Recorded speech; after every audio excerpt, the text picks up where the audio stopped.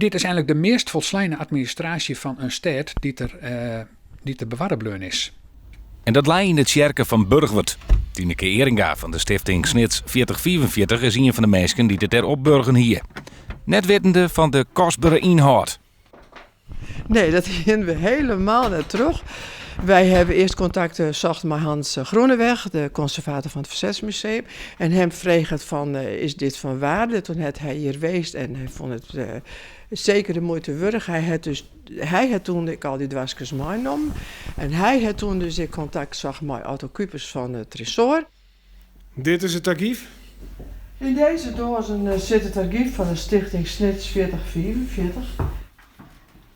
We zijn van doel om hier met deze kaarten en ik onderzoekkaarten die we al hebben, om daar een thema-website door te maken. En die kaarten, met de gegevens die op de kaarten staan, die we digitaliseren, die zullen op die website komen. En wij hopen eigenlijk dat er nog oud onderzoekers binnen die het nog daar ik over vertellen kunnen.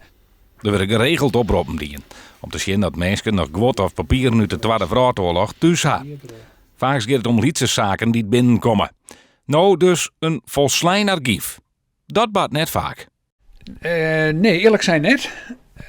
Maar toch, Matje, ik ben net echt verbaasd. Er komen toch alle dagen of alle weekend komt er toch weer bijzonder materiaal boppenwetter. Het juster Sjoen aan het filmpje van de Joodse bruiloft die boppenwetter komen is.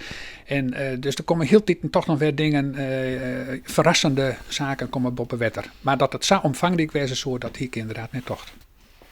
Bij de stichting ben ze blij dat de gegevens nou digitaal ontsluiten worden. Het past het weer precies in het plaatsje werd we op het ogenblik maar bezig binnen de bewustwording. En dat het publiek, dat ze dan dus zeggen van, wat geweldig, wat het dat toen wat weest, wat dient een soort folklore.